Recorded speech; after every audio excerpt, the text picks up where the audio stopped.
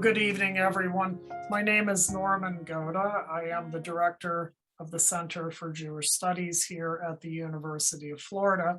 I am delighted to have you all join us for what will be a wonderful event, a conversation with writer Dara Horn concerning her new book, People Love Dead Jews, Report from a Haunted Present. Before I turn the program over to my colleague, Rachel Gordon, I want to say a few quick words. First, today's program is our last of the fall semester, but we have had a very busy semester indeed, with talks from eminent scholars concerning everything from the hidden Jewish subtexts of Marvel Comics to the challenges and long-term sustainability of the Israeli state. All of our events are available in recorded form on our Facebook page and on our YouTube page. Somehow or another, I will find a way to send out the links, and we hope that you take advantage of them. We will also be having a very busy spring semester with both live and remote events, so please do check back to see what is coming. And secondly, a very happy and healthy Hanukkah to all of you from the Center for Jewish Studies at the University of Florida. I am now pleased to give you over to Dr. Rachel Gordon, the Samuel Shorstein Professor of American Jewish Culture and Society at the University of Florida. Thank you. Thank you, Norm. As Professor Goda mentioned, I teach in the Department of Religion in the Center of Jewish Studies. And this event is being sponsored by the Shorstein Endowment, and we're very delighted to have Mr. Bud in the audience with us today. We're going to have time for your questions and comments a little later, so please do feel free to put them in the Q&A section whenever they occur to you. You don't have to wait till the end. Our guest, Dara Horn, is an award-winning novelist and scholar of Yiddish literature who earned her doctoral and undergrad degrees at Harvard, and she's taught at several universities, including Harvard Stern College for Women and Sarah Lawrence. And she's the author of this latest book, People Love Dead Jews, and before that, I think 6 novels. She's also... Was that right, Dara? 5 novels. Yep, 5 novels. Yeah, this is book number 6. Yep.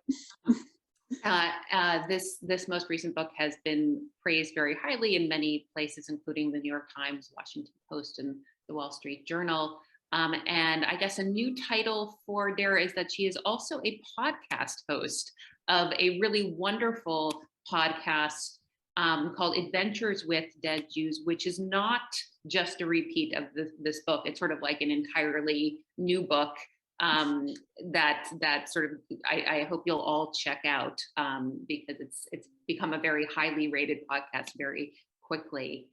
So I have to start by remarking that it is quite a title, People Love Dead Jews, and so I'm always curious to hear how an author describes her own work. How did People Love Dead Jews come to be? Sure. Well, I just want to start by saying thank you to everyone at University of Florida for inviting me. And Rachel, it's you and I have known each other a long time. It's really just a treat to be here and chat with you. It's like we're having coffee, but we've invited many friends over. So hello to everyone who's joining us on our coffee date. So thank you. So yes, People Love Dead Jews. Very it's a bold title, I guess is one way to say it. I kind of can't believe my publisher let me keep this title. But it came about because of, this is a subject I started thinking about a few years ago. I had been writing novels on Jewish themes for 20 years, and I always was pushing back against this idea that Jewish life was defined from the outside in. It was something I always sort of rejected, this idea that that Jewish identity was, was about like what the world did to the Jews. But I started thinking sort of more seriously about this in 2018 because at that point, Smithsonian Magazine asked me to write a piece for them about Anne Frank. And I remember getting that request, feeling an enormous amount of dread and thinking, wow, I really, really don't want to write an essay about Anne Frank. And, the normal thing to do would be to turn this assignment down. but I'm not a normal person, I'm a writer. So I instead was like, well, this is interesting. Why am I so uncomfortable with this? Because I find that often in my work that the uncomfortable moments are where the story is. So I then remembered something that had happened in 2018, a news item I had seen about something that had happened at the Anne Frank Museum in Amsterdam. And this is an audience for whom I do not have to explain who Anne Frank is and what the Anne Frank Museum is. Well, the museum is the building that has these tiny rooms where she and her family and others were hiding from the Nazis. And it's now a blockbuster museum. They get millions of visitors a year. But the incident that I had noticed was a young Jewish man who was working at this museum in 2018, and the museum would not allow him to wear his yarmulke to work. That's this small skull cap that religious Jewish men wear. And they made him hide it under a baseball hat. And he appealed this to the board of the museum. And the board of the museum then, deliberated for 4 months. And after 4 months, generously relented and allowed him to wear his yarmulke to work. That was the extent of this news item. And I had just read this and I had thought, 4 months is a really long time for the Anne Frank house to ponder whether or not it was a good idea to force a Jew into hiding. And I thought, there's something going on here that's more than just like some kind of PR mishap, right? I mean, there's this something where Jews are being forced to or asked to erase themselves in order to participate in these conversations that are ostensibly about Jews. And, and that was, so when I wrote I did write that piece for Smithsonian, it's the first chapter in the book. And the first line of that piece is, people love dead Jews, living Jews, not so much. And what happened though was that, so I wrote that as this piece for Smithsonian. It really was sort of just going to leave it at that. But what happened was that piece came out in one of their fall issues in 2018. And at that point, it was a few days after that piece came out was the shooting at the Tree of Life Synagogue in Pittsburgh. And within hours, I was called by the New York Times, which was like, would you like to write about dead Jews again? And, as I put it in the book, I became the New York Times's go-to person for the emerging literary genre of synagogue shooting op-eds. This was not a job I applied for. And I just thought, I've been avoiding this topic for so long, yet all these editors are coming to me to ask me to give them their their little here's your little fortune cookie with a lesson you can learn about dead Jews. And I'm just got so tired of handing out fortune cookies to people. And I thought, this has got, this is real, again, the pattern itself is interesting. Like the meta conversation about this is interesting, that I'm being asked to do this. And that was sort of the beginning of this book. And it was kind of a joke between me and my husband where I'm like, if I ever write this as a book, I'm going to call it People Love Dead Jews. And at some point he's like, why wouldn't you do that? And I'm like, why not? And then I'm like, why not make merch and, have coffee mugs and tote bags that say people love dead Jews? We didn't quite go that far. But as you said, there is a podcast, which is Adventures with Dead Jews. And the production team and I are always joking about, making swag. Right. Yeah, speaking of those kind of bold statements, I'm wondering how it is for you to go from fiction to nonfiction. I sometimes feel like fiction writers make especially good essayists because you're sort of used to being untethered by some of the annoying things. Like academic writing is so annoying because, as you know, you always have this academic lawyer on your shoulder saying, are you prepared to defend that in academic court? And if you acknowledge the academic precedent, and you say things very boldly here. And so I'm wondering, what was it like for you to go from fiction to writing these essays, these nonfiction essays? Well, I mean, one difference is that I now have nowhere to hide, right? Whereas before it's like, if I want to express something, I'd be like, well, that's what my characters think, right? Whereas now it's like, you have no way to hide. So that's been difficult for me. As you know, I'm not a very autobiographical writer in my novels. Here I really am a character in the book. That was sort of challenging for me.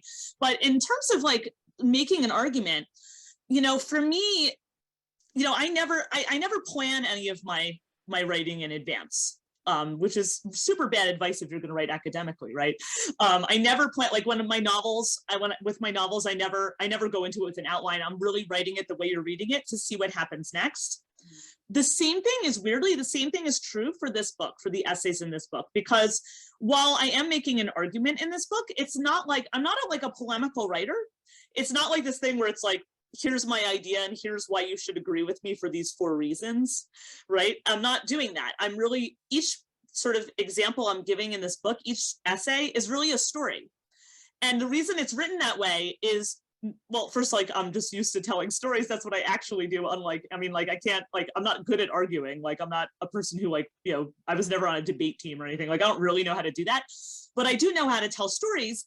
And also for me, writing is thinking. And what I mean by that is, as I'm writing this, like, I don't know what I'm going to say until I'm saying it. And so in a sense, each of these are structured like a story. I'm taking you as the reader along on a journey with me. Like, I'm holding your hand and being like, here, look at this. Here's what we're going to see next.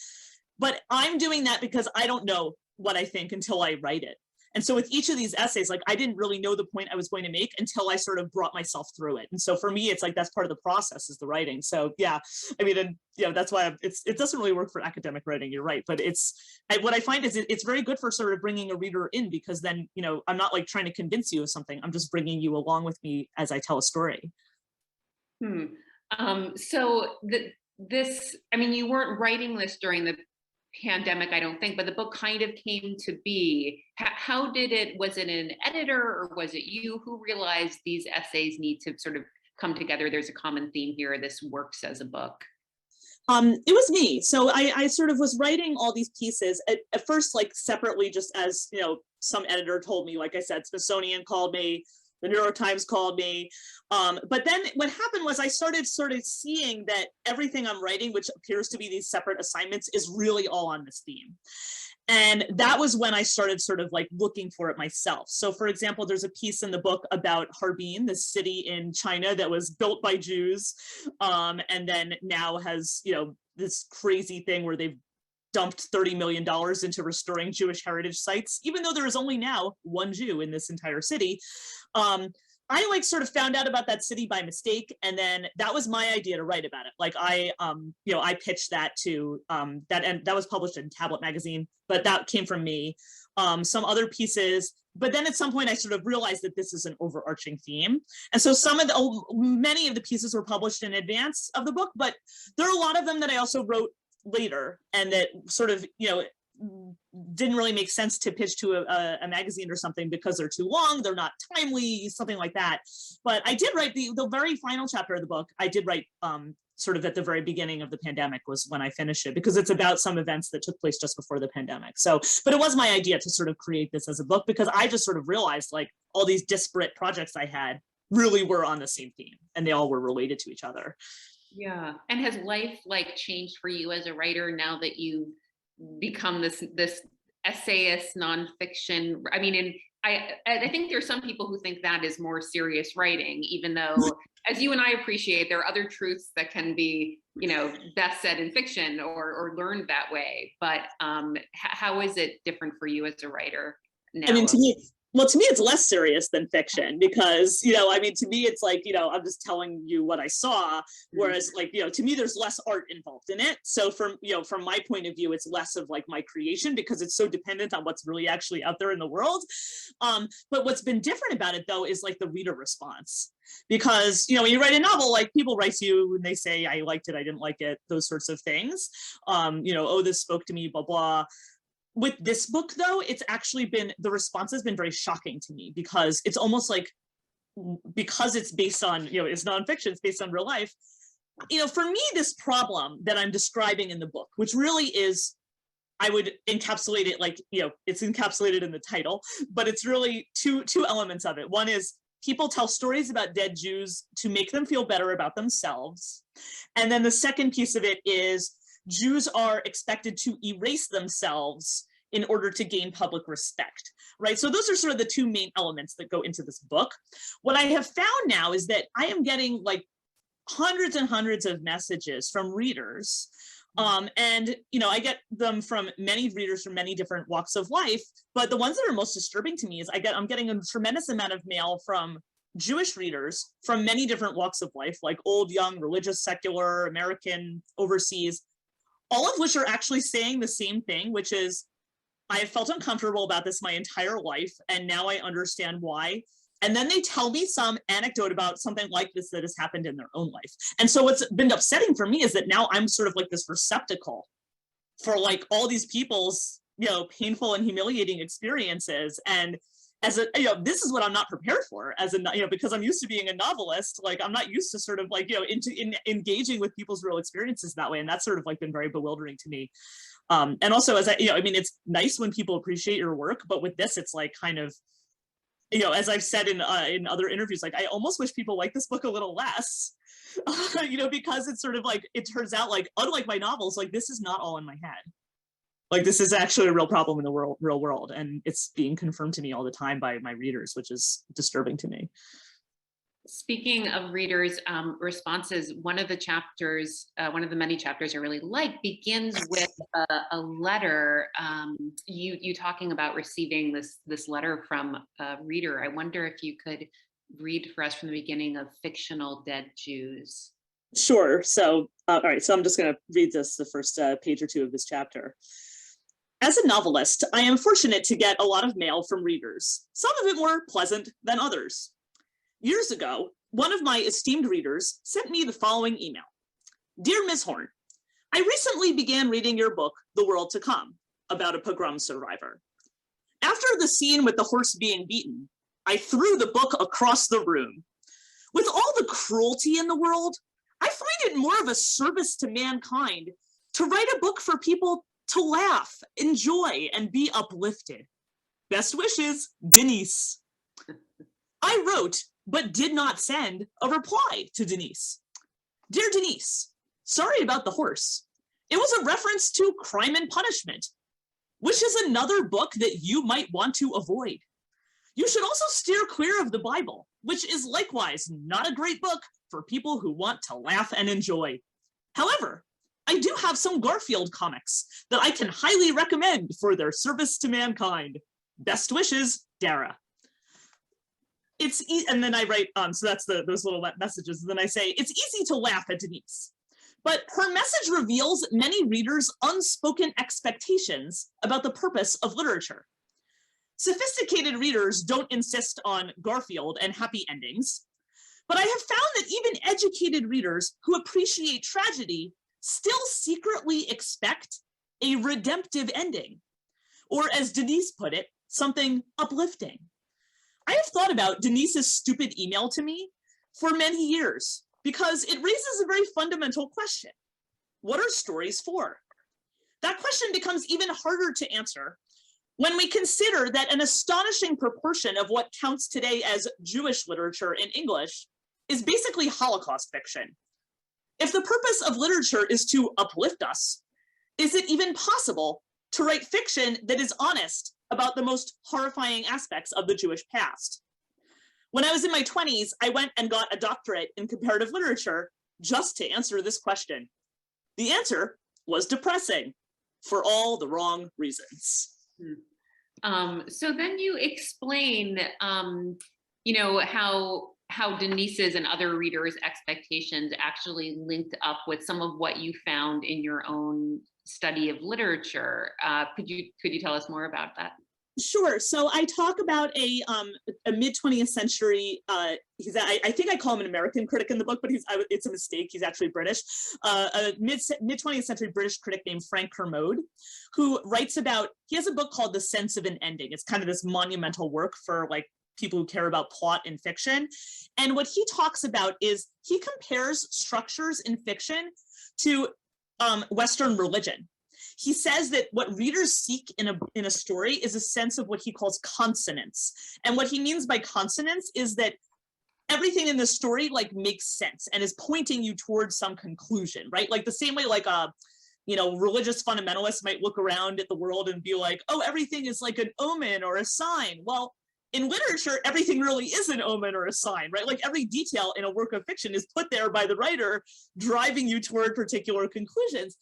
And, he gives this example where he says, the Bible is a familiar model of literature. It begins at the beginning with the words, in the beginning, and it ends with a vision of the end with the words, even so, come Lord Jesus. And of course, I read this in grad school, and I thought, like, first of all, for me, that wasn't how the Bible ended. But then I also thought, this expectation of there being like this ending at the end of a book, or like where it's like, or the end of, the idea that religion gives you a sense of an ending was not familiar to me from the religion that I knew best, right? Because Judaism, you don't have this idea of like everything being wrapped up in a bow and that there's this like redemptive age that's like already here and being given to you. And what I realized was that so many of our expectations of literature, I think, do come from Christianity. If you think about the way we talk about books, like we say, like, you know, we want the good guys to be saved. You know, we want the main character to have an epiphany. We want there to be a moment of grace. Like, these are really Christian terms. And I thought, you know, this idea of this narrative arc, what I really realized was that in Jewish literature that I was reading, I want to specify in Jewish languages. So not just like, you know, an American writer writing who happens to be Jewish, like literature written like in Hebrew and Yiddish. Those books like almost never give you those things. Like they never feel this obligation to tie everything up in a bow at the end.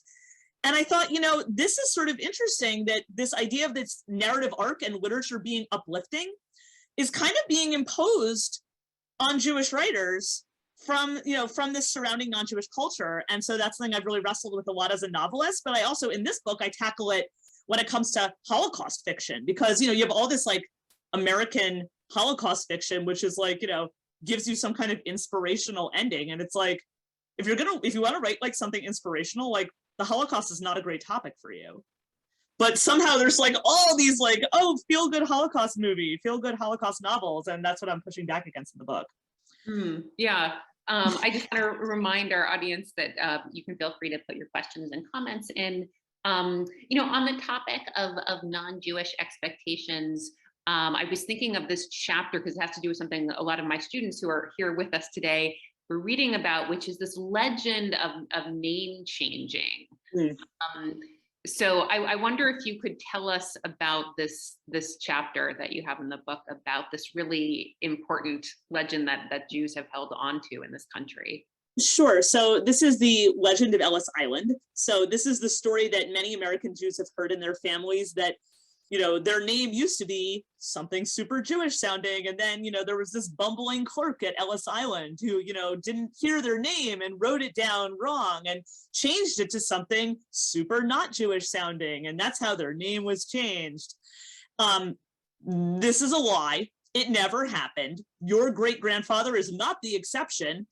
Nobody at Ellis Island wrote down people's names. They had like ship's manifests that they were working from. And, you know, and this is not like my amazing research. Like they announced this on public tours at Ellis Island National Park. Like nobody at Ellis Island changed anybody's names. And what we have is actually court records, tens of thousands of court records from New York City court, civil court from the 20s, 30s, 40s, and 50s. So like really like almost up to a generation after Ellis Island shut down in 1924, of American Jews going to court and voluntarily changing their own names. And there's a great book by historian Kirsten Vermeglick, which is also has a great title. It's called A Rosenberg by Any Other Name. And she tracks these court filings. And she says, like, you know, yes, there were other immigrants and children of immigrants from other ethnic groups that changed their names, but the overwhelming majority are Jewish sounding last names that are being changed. She says, like, she was sitting in the archives and it's just like pages and pages and pages of Cohens. And so to me, I was like, you know, this is interesting. Like, you know, again, it's like, you know, so this is a lie. So a lot of people are like disoriented by that information. But to me, it's interesting because it's sort of like, well, where did this come from? Like, where did this, it's not exactly, I wouldn't call it it's a lie. I would call it a legend. Right? Because this is a story that was created by these American Jews who changed their names, and they created the story for their descendants. And then the question is, why did they create this? And I think it's protecting their descendants against the psychological damage of American anti-Semitism, which is something you know far more about than I do in terms of being a historian of this period. But I mean, this is something that was very pervasive in American life. And you know, to the point where, I mean, people were not changing their names because they were running away from their Jewish identity, right? They were changing their names because like they couldn't get a job, right? I mean, these were like basic life-limiting things. And, you know, that to me was sort of like interesting because I feel like this legend in this sense protects people against that, you know, against that memory. And I think that, like, you know, today there's sort of like every time you have these, you know, it's sort of any revelation of anti-Semitism in America today is like, seems to always take people by surprise. And I think the reason it takes people by surprise is because this memory is so suppressed. Yeah, one of the things, you know, I found interesting that you noted in the chapter is how these Jews in like the late 30s and 40s don't even want to name anti-Semitism as the reason they are changing it. Yes. And it's almost like this parlor game of come up with every other description for what is going on here. They'll say it's my name is too difficult to pronounce, and as you in a funny aside point out, like how many other ways are there to pronounce Lefkowitz? They're like it's uncomfortable for other people, it's too foreign sounding. And that is interesting, sort of why they won't come out and name anti-Semitism. My own sort of guess is this instinct of, especially in the 30s and 40s, anti-Semitism is clearly a Jewish issue that no one else cares about. Whereas if I explain my problem to you in human terms that you might be able to understand, it's more sympathy. We're also at a time when if Jews engaged in that thing called special pleading, like, trying to sort of plead on behalf of the Jewish problem, that was sort of like this sin. Whereas they needed to speak in kind of more neutral, universal terms in a way. And I guess I've also found in my own research that instead of saying anti-Semitism, Jews from the first half of the 20th century will use these metaphors, which you also mentioned, of handicap, to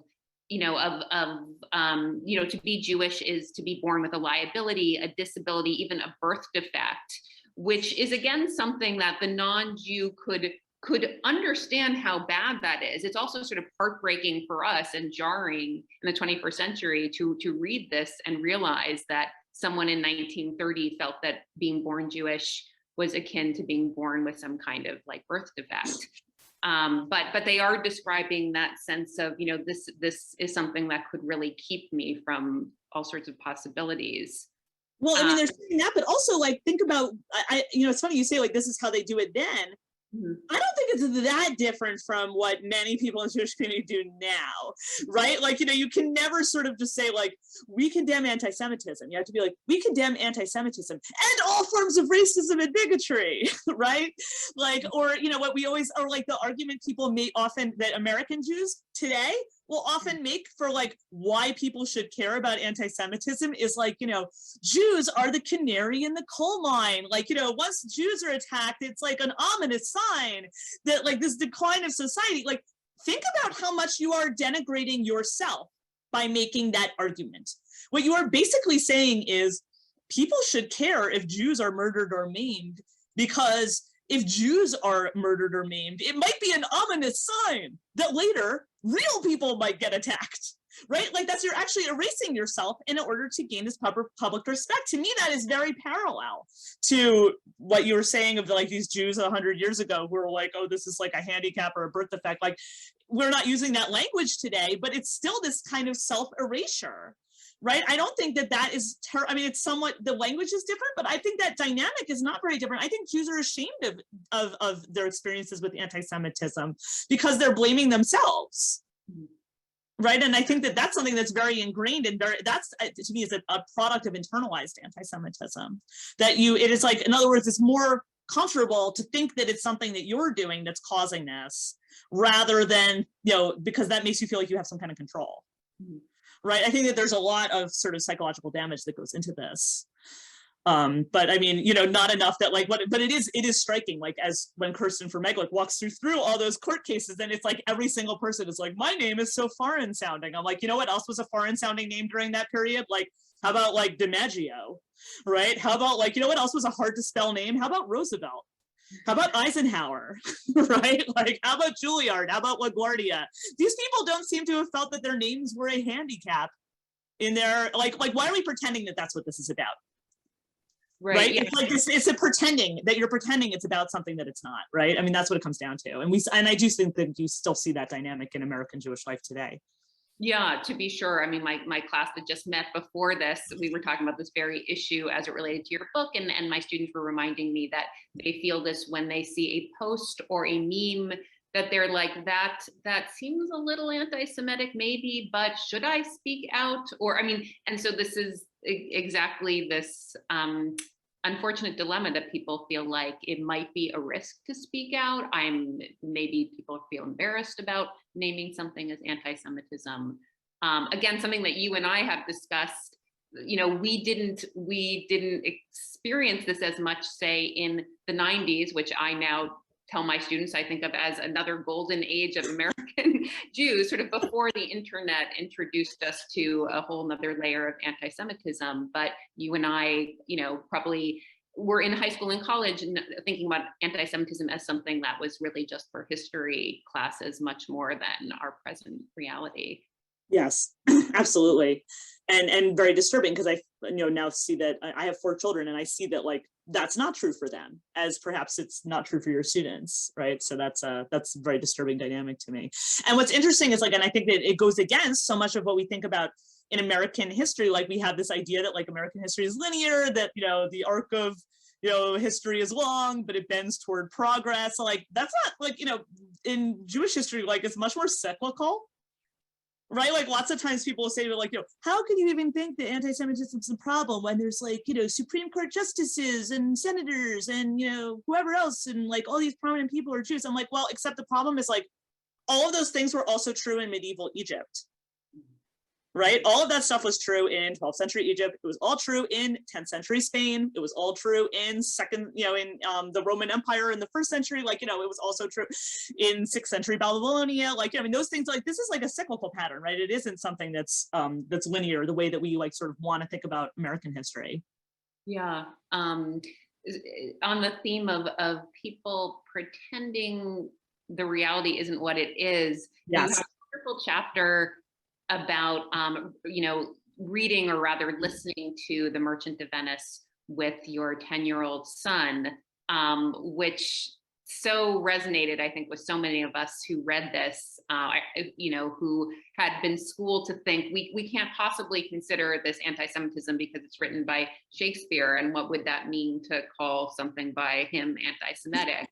But if you could tell us about the story in that chapter. Sure. So for reasons that are not worth explaining now, I wound up listening in the car to a sort of a BBC radio production of The Merchant of Venice with my 10-year-old son. Not going to bother explaining to you how that came about. You can read it in the book. But sort of, and realizing as I did that I had internalized all of this sort of, there's a vast apologetics around that play that is all devoted to explaining why it isn't really anti-Semitic, not if you read it the right way, as whiny and vulgar people, for example, Jews, are inclined to not read it, right? And it's sort of oh, it's just a product of its time. It's so much better than The Jew of Malta, where the guy is talking about how he loves to poison wells. I'm well, that's a low bar, right? There's sort of this, and I remembered also in high school, we read Othello, and we talked about the racist elements of it, and that was sort of part of the conversation about it. Whereas when we read Merchant of Venice, it was just oh, this is just a product of its time. And look, he makes Shakespeare makes Shylock this evil, greedy Jewish moneylender who was literally demanding a pound of flesh from this noble Christian merchant. Oh, look, he makes him a real, fully fledged human. Look, he has this monologue where he talks about, Jew, doesn't have not a Jew hands, eyes, organs, dimensions. If you prick us, do we not bleed? It's oh, look, how wonderful. Every English speaking Jew is supposed to take this as a compliment. So I was playing this for my son, and, he's 10 years old. So it's every few minutes, we got to stop it and I've explained what's happening, right? Because it's the language is hard. And suddenly as I'm stopping every few minutes, it's there's just more and more lines that I have to explain that I'm try explaining to your 10-year-old son, certainly the Jew is the very devil incarnate. There's not a lot of ways to interpret that, right? Or the Hebrew will turn Christian. He grows kind. I'm hey mom, what does that mean? I'm I really have to sit here and explain what this means. And then we get to this monologue, the part that makes it all okay, and I play this for him. I'm this is the part where he makes Shylock more human. And my son listens to this and he's wait, that's the part where he's more human? I'm yeah, he's showing how he's a regular person with regular feelings. And he's Mom, this is the evil supervillain monologue that every evil supervillain does in every Marvel and DC movie, right? Oh, I've had a rough life. You and me, we're the same, and if you were me, you'd do the same thing. And that's why I'm going to go kill Batman. Moo ha ha ha ha ha. He's Mom, you're not supposed to fall for the evil supervillain monologue. And then I'm like, I fell for the evil supervillain monologue. And then I realized, like, how much I had to contort myself. Like, it's, as I put it in the book, it's like, why do I feel the need to participate in this like perverse historical mind trick of justifying this like revolting material, right? Like, what am I, like some abused wife who's like talking about why her darling husband beat her up and like, oh, here's why, he was in a bad mood that day. Like, why do I have to do that? Why do I feel the need to do that? And then I was like, it was very heartening that like my son like saw through the whole thing. Like, many, centuries of Shakespearean apologetics. Like, he's like, I'm not buying this. So, I mean, he's braver than I am. And I guess in the book as a whole, I mean, one of the things your book does is kind of see through a lot of that, like non-Jews gaslighting Jews and maybe Jews gaslighting themselves. Yes. And I do wonder if you, coming from Yiddish literature, like if Yiddish literature is a kind of world where they are not trying to like play nice in this way that we find American Jews doing, and so it's more native to you than to sort of, let's cut to the truth here. Yes, absolutely. There's a lot of Yiddish literature that is exactly like dumping these things and like not accepting this sort of like, because, Yiddish writers don't have a non-Jewish audience, right? Like, I'm an English language writer. Like, my work is read by a wide variety of readers. Like, Yiddish writers were writing with a confidence that nobody but Jews were reading what they were writing. And so like they talk openly about this stuff, right? I mean, and there's many plays about it. There's many like sort of like, what does it mean to sort of like kowtow to this like non-Jewish standard that's sort of like throwing you a bone. I mean, also like the history of like Jews in Yiddish speaking countries is like really horrible, right? Like, it's not like subtle anti-Semitism, right? I mean, that's sort of the shocking thing. But what you do see is like, it's certainly noticeable, like Holocaust literature in Yiddish, completely different from Holocaust literature in non-Jewish languages, because they feel no need to like convince you of anything.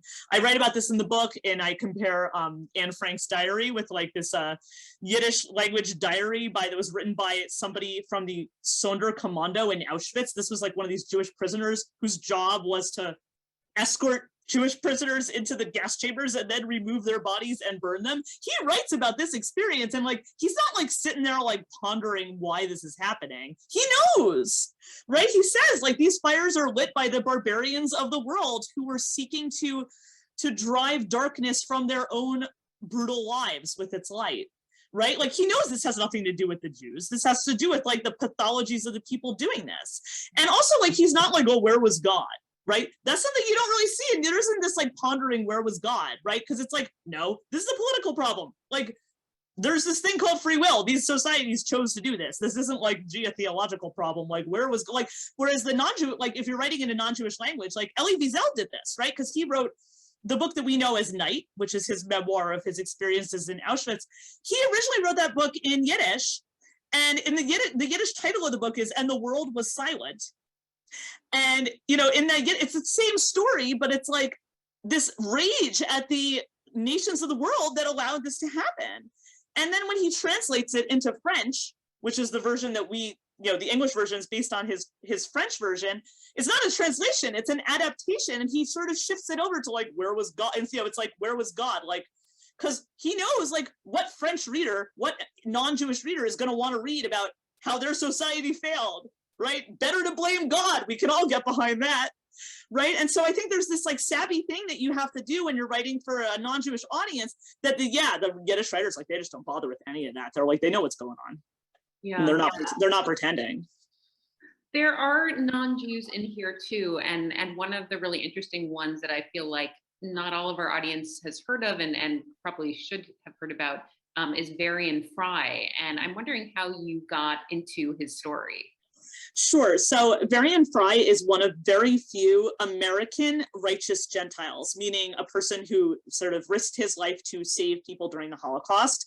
That piece actually was assigned to me. That was a piece I wrote as an assignment from Tablet magazine, which is an online Jewish magazine. And I was not familiar with him. They were just like, oh, well, there's this interesting historical figure. Why don't you go write something about him? Like, I knew nothing about him until they assigned me this piece. And this was somebody who, I mean, and what's amazing though is as the more I learned about him, I was like, why don't I know about this person? Because first of all, he's American. He's young, he's good looking, he's a Harvard grad, he's like 32, he's super sexy. He goes to France, like, you know, super sexy country. He's not like in Hungary, like Raoul Wallenberg, right? He's in like a sexy country.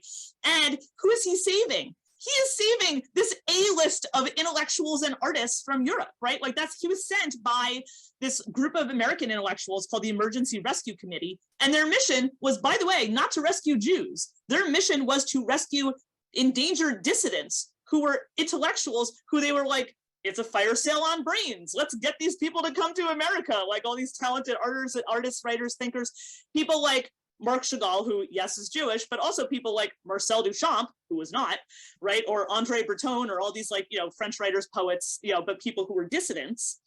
He rescued 2,000 people because he also rescued these people on his list with their families. So I'm like, why haven't I seen this movie already? Right? Like why isn't this like better known? And I looked into it, I learned about his life. And what was amazing to me was like, this was a person who had a real vision, because he was in Germany in like 1935 and was reporting on pogroms in Germany at a time when nobody else was doing that. He was reporting on mass murders of the Holocaust when nobody else was reporting it. Like, you know, like when you look back at like the New York Times and these like buried things that are in the back of the, you know, they're like on page 25, that's like his reports, right? He was like screaming his head off about this stuff when nobody else wanted to hear it. And, you know, what was interesting to me is like after the war, he like thought that like, you know, now I have all these like famous buddies. None of them would give him the time of day, you know, like he was like, you know, even when like asked explicitly, like at one point he was trying to raise money for some other refugee project. He's like, oh, all these famous artists who know me can like donate a work of their, you know, donate a, you know, a sketch or something to help me with this project. None of them would like answer his phone calls. Like they all completely ignored him. They treated him like garbage. And he died in obscurity. Like it's the most depressing story ever. And to me, what was interesting about it is it reveals that like the gift he had is not one that we value, right? He had been sent to Europe to rescue all these like high-end intellectuals because those are the people that we consider like important.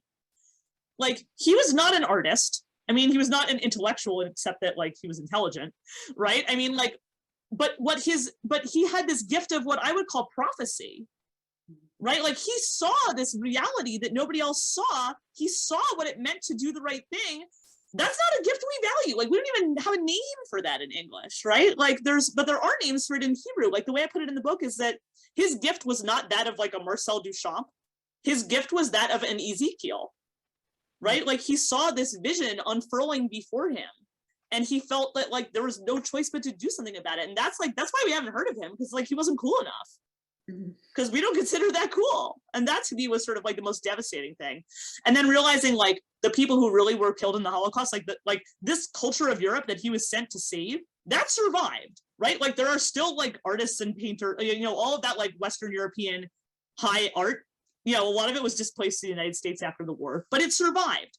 What didn't survive was Yiddish speaking culture. Nobody was like, there was no rescue mission to save the Yiddish writers. There was no rescue mission to save all these Hasidic courts that were destroyed. There was no rescue mission to save like, you know, like all these like, you know, Talmudists. Nobody cared about them. That's what actually was destroyed in the Holocaust. Like those people actually were all murdered and their culture was destroyed.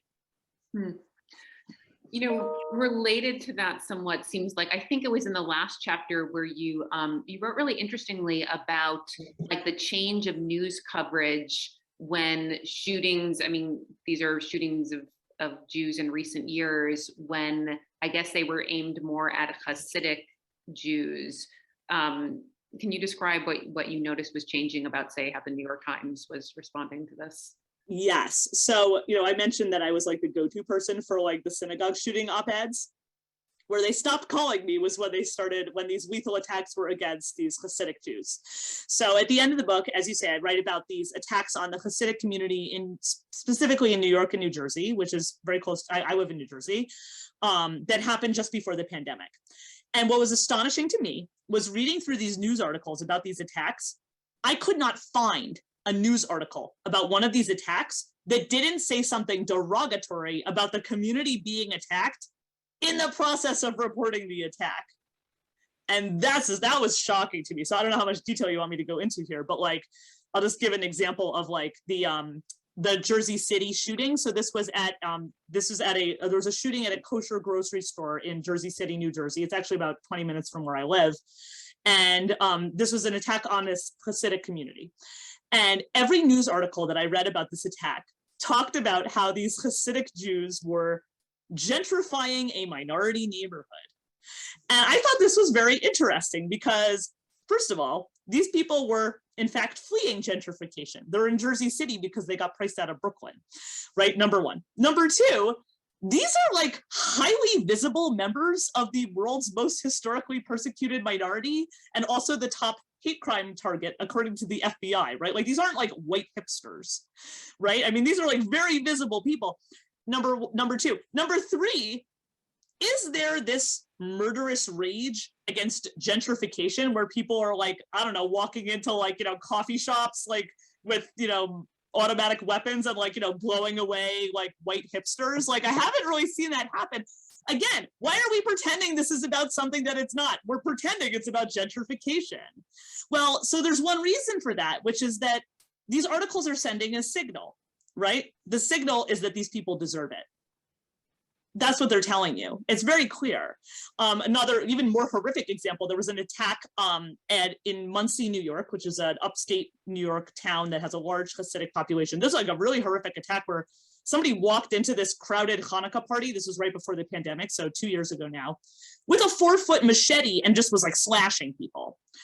And those articles also they were like all like, well, there was this zoning battle between the Hasidic and non-Hasidic residents of the town, just giving you context here. And I'm like, well, do we normally resolve municipal disputes with a machete?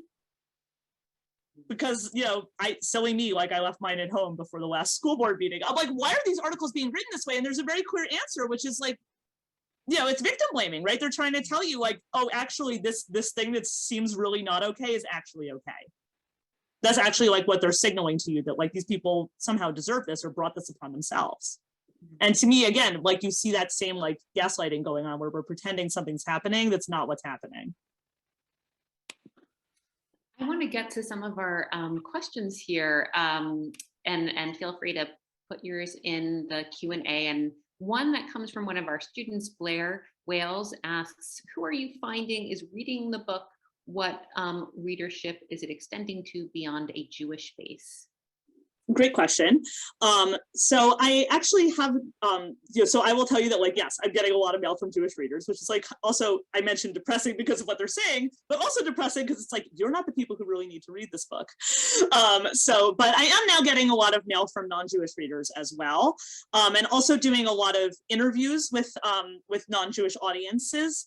And what I find interesting is in those audiences, I get like one of two responses. First of all, they're very scared of the title, which I think is interesting. Like a lot of non-Jewish readers are very, very spooked by the title. They're like, am I allowed to read that? Whereas like Jewish readers, like a lot of Jewish readers see the title and just like, it's like they immediately get it and laugh. So my, answered, I've had people even ask me like, oh, my book club doesn't want to read this book because like, they're like all spooked by the title. And I'm like, that's a sign that they should read it because like the purpose of this is to make you uncomfortable. So I've gotten a few different responses. One is that from readers who are sort of have some other point of contact with this experience, find it very relatable. So what I mean by that is I've done a lot of interviews with sort of reading groups that are other minority groups that are like, this feels very, very familiar.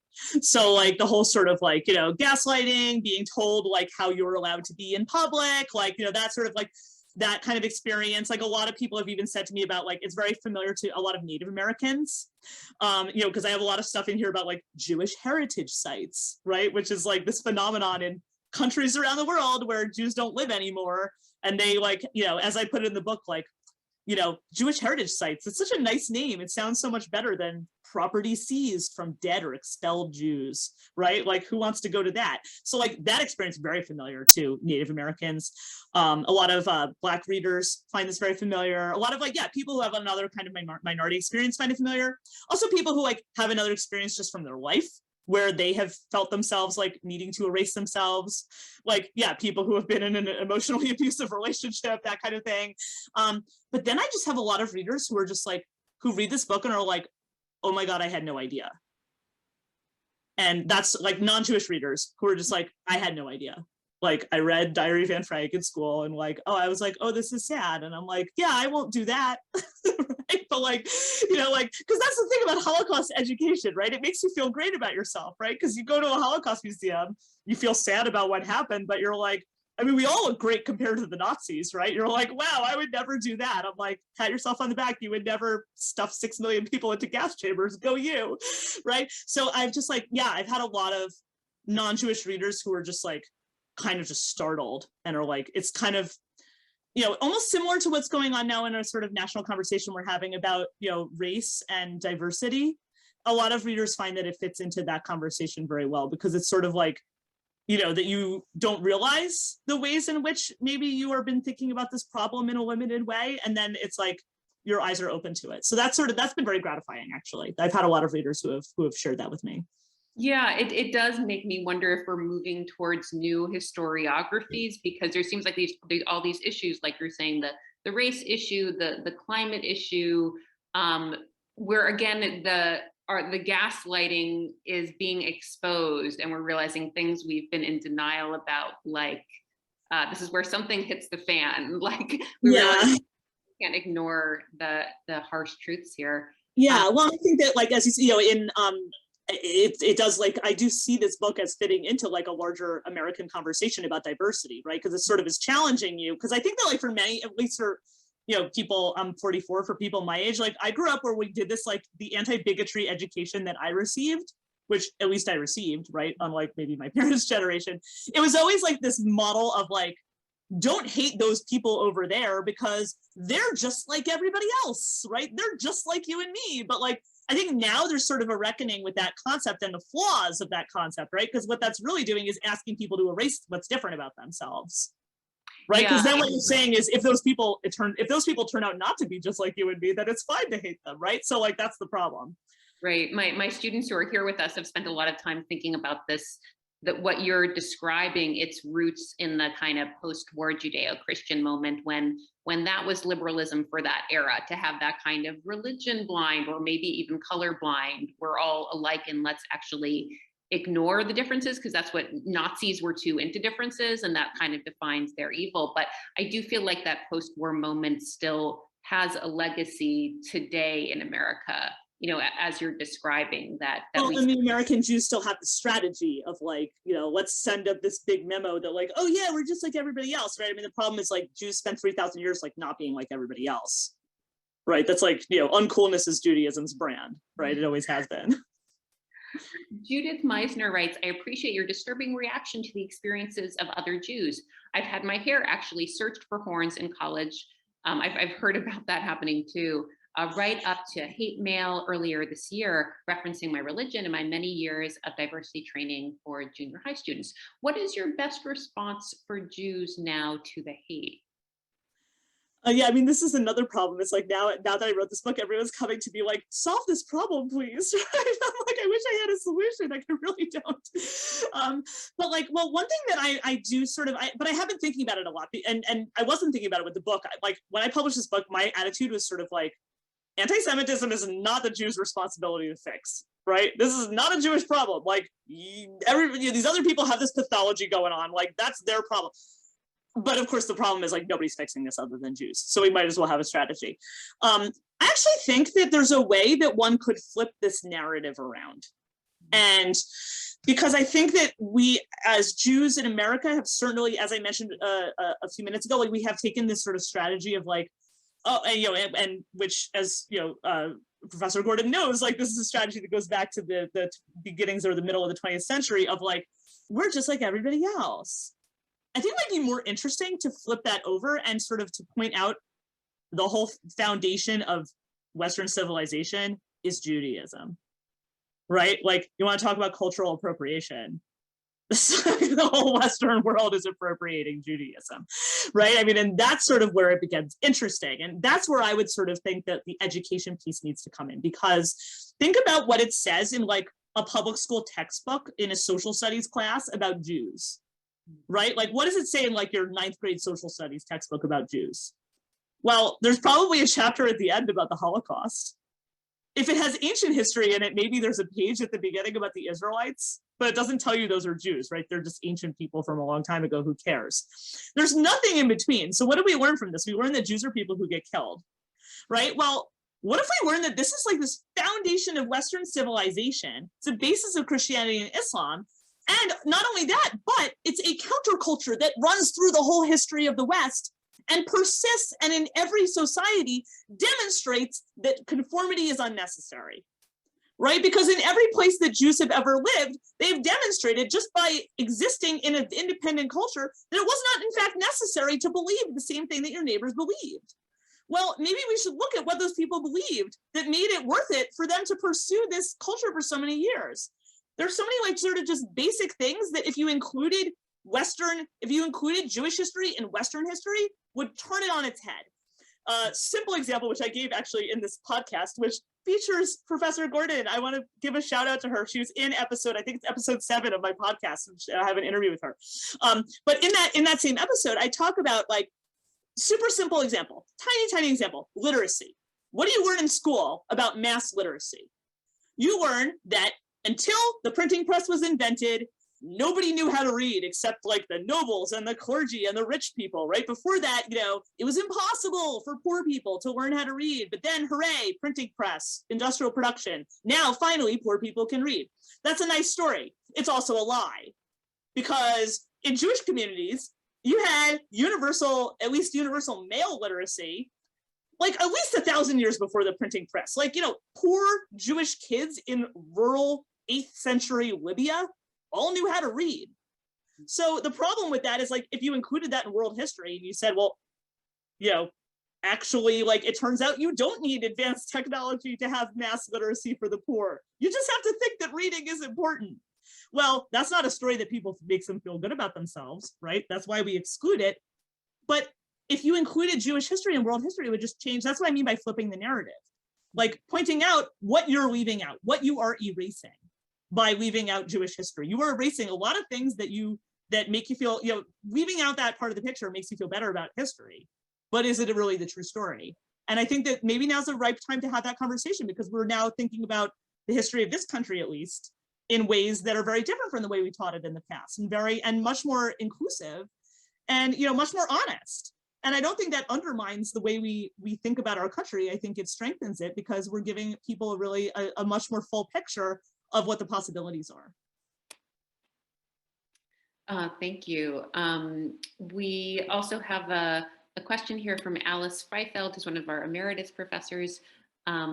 She writes, changing one's name may not be a reaction to anti-Semitism, but instead a statement of patriotism. It was an East European tradition. And she mentions a good book by Catalin Fenvis, although it's not in English, about imagined assimilation. She looks at the names Jews give their children in the 19th through 20th century. This is interesting. I mean, I guess because I also think of, reading your chapter made me think, and I'm sure you were thinking of this too, the Jews who immigrated to Israel and even Palestine, say in the 20s, and then in the immediate post-war era, who actually probably felt even more external pressure in a way to change their names to these kind of Zionistic, like Ben Ami, or yes. David Ben Gurion, I think is originally Grun. Yeah. So similarly, it's that desire to be part of a national project. And I guess, part of the question there is it okay when it's wanting to be part of a Jewish state national project? Is it okay if you want to be a Jewish American and you feel like part of that is to go from Greenberg to Green? It's an interesting thing to think about. Yeah, well, look, I'm not saying that it was like, good or bad. I'm just saying that people have lied about why it happened. Yeah. Right? Like the story about, Ellis Island is not true, right? I mean, that's what I'm sort of pointing out. And it's sort of like, why was it necessary to tell that story? Yes, people did change their names in Israel. What I think is interesting, right, because also a lot of Eastern European Jewish last names like, there's nothing like particularly Jewish about a lot of those last names, right? I mean, they were mostly based on place names, or they're based on like, you know, what sounded good in German, you know, like Finkelstein, which means like a sparkling stone, right? I mean, that's sort of like, you know, some of these names are like, they're not particularly like connected to Jewish tradition, but like what was sort of moving to me is when you have a name like Cohen, which ties to the biblical priesthood, right? A person whose last name is Cohen, that's not true for every single person, but the name Cohen is a signifier that goes back to Moses's brother Aaron in the 5 books of Moses, where the priesthood was inaugurated. These were the people who were serving God in the temple in Jerusalem in ancient times, and those are their descendants. So changing your name from Cohen to something else is like, that is sort of separating yourself from a tradition, and people who did that were aware of that, like they knew that, right? And I mean, I know people who are Kohanim, who are people who have this lineage, but you wouldn't know it from their last name, but the family still knows that, right? Even though the name is changed to something more American. So that's interesting, like, you know, is it sort of more, you know, a sign of supportive patriotism? Maybe, but if that's true, then like, why make up a story about it? To me, that's sort of the suspicious part to me is not like, oh, these people changed their names and they're being so inauthentic and they're betraying their roots. It's not about that. It's about like, why are we pretending that this is happening for some other reason from why it really happened? Like, if this was your choice, great. But then, and if it was a sign of American patriotism, why didn't you tell your kids, I went to court to show my American patriotism? There's a reason they're not telling you that. I know I'll be blamed if I don't ask our award-winning novelist if there is another novel in the works now or anything about your future projects. Sure. So there is another novel in the works. I'm not going to talk about it yet because I haven't really shown it to anyone yet, but I have, yes, I'm pretty deep into novel number 6, book number 7. I also actually, another project I've been working on is it's a graphic novel for children, which is, it's a Passover theme. It's about a family that's at a Passover Seder where they can't find the afikomen, which is this piece of matzah that you hide during the Seder, and then the Seder doesn't end until the children find this piece of matzah that's hidden.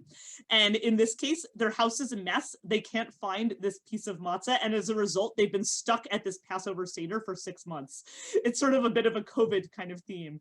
But then what happens is they discover this portal in their house, and they discover that all these other Passover Seders from years past have accumulated under theirs. And so this family then goes like back, it becomes like a time travel thing where they go back in time through Jewish history, through all these Seders that are these other Passover gatherings that are underneath their house. And it's like all very vividly illustrated. So I wrote the text and I have an illustrator who's working on it. So that's one other project I have going. And then, yeah, and I have this podcast, which I've now completed a season. People want me to do a second season, which I have to make a decision and negotiate with them about. So yeah, I have a few other projects in the works. Well, that's great to hear. We've had Dara Horn actually on campus at University of Florida in the past, and it sounds like we will definitely have another reason to bring her back soon. So thank you everyone for joining us this evening, and thank you, Dara Horn, and congratulations on this latest wonderful book. Thank you so much for having me. Happy Hanukkah, everyone. Yes, thank you. Happy Hanukkah.